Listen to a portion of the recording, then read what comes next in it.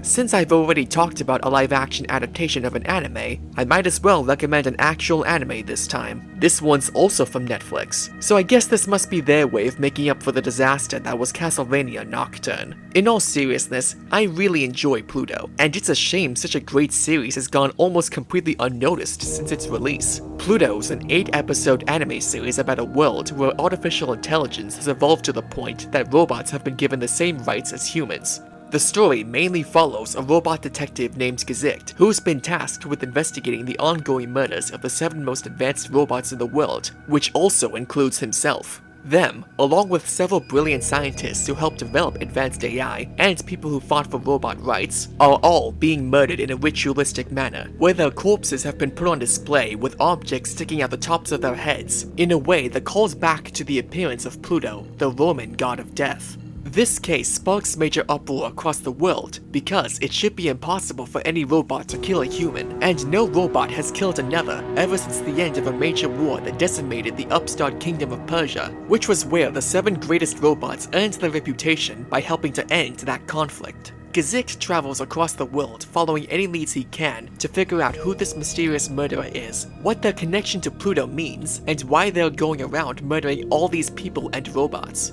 Over the course of Gesicht's investigation, the story jumps perspectives between multiple characters, most notably the other 7 robots like Adam, Hercules, and Epsilon, along with various people connected to them, as they try to uncover the truth about Pluto themselves and grapple with how it affects their own existences. Now, fair warning, Pluto isn't an action-heavy anime. There are several fight scenes here and there, but this is definitely a character-focused drama more than anything else. Each episode is almost an hour long, and a lot of time is devoted towards world building, character exploration, and learning about the war that shaped many of the characters we meet. Pluto can be very slow-paced at the beginning, especially when it jumps to a completely different character who has nothing to do with Gesicht or the investigation for more than half the runtime, but it absolutely rewards that time investment, especially for the people who notice little details and reoccurring themes that get reincorporated as the show goes on. For the record, I went into Pluto completely blind, as I had no idea it was actually a darker reinterpretation of the classic Astro Boy series,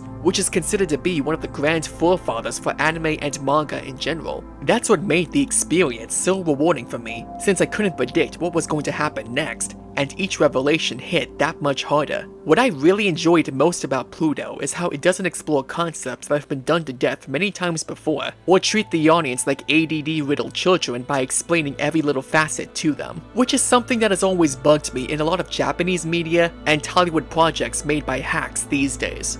This isn't your typical science fiction story where humans realize that robots actually aren't all that different from them, which there are shades of here and there, but the main focus is that now that artificial intelligence has reached the level of humans, how do robots function in a society where they are seen as equals? And how do they process complex human emotions that challenge their perceptions on life, like grief, trauma, envy, and hatred?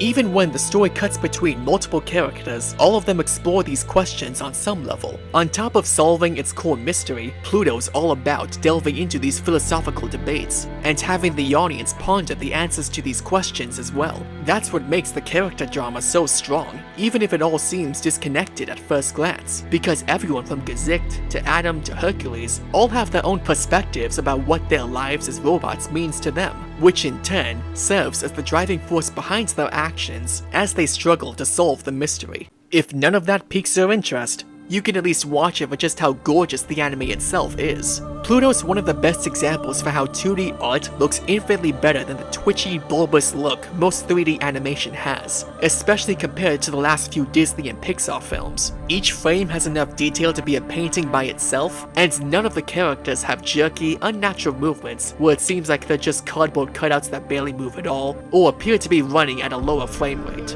The voice acting's also great across the board, which, funnily enough, was the big reason I tuned into the series to begin with, because I heard Elias Tofax's and Keith David's voices in the trailer, so I couldn't help myself as an avowed Mass Effect and Deus Ex fan. With all that being said, I wouldn't say Pluto's perfect. Even though I personally enjoyed the show's slower pace and its willingness to not give all the answers so people can figure things out for themselves, I do wish it went into more detail about certain things, like how exactly the war had been won, more information about the major governments that still function in this world, and some clarification about how robot children actually work. Seriously, do they just stay kids forever? Do their bodies change over time in the same way that human bodies grow up? Or do they just download their memory chips into teenage and then adult bodies at some point? Putting all that aside, those are just a few of the things I wish had been explored more in depth, but I wouldn't say none of that ruins the story at all. Pluto's already a jam-packed story as it is, and it's commendable just how much it does explore in great detail across only 8 episodes and between multiple characters, many of whom are robots.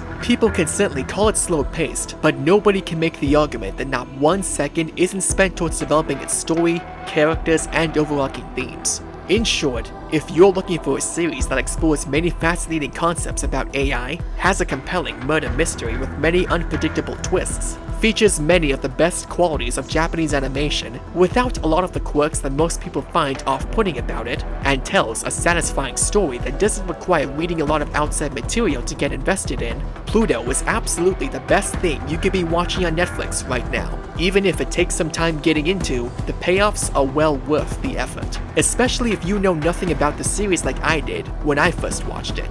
Anyway, I'm the Elusive Eye. Be seeing you.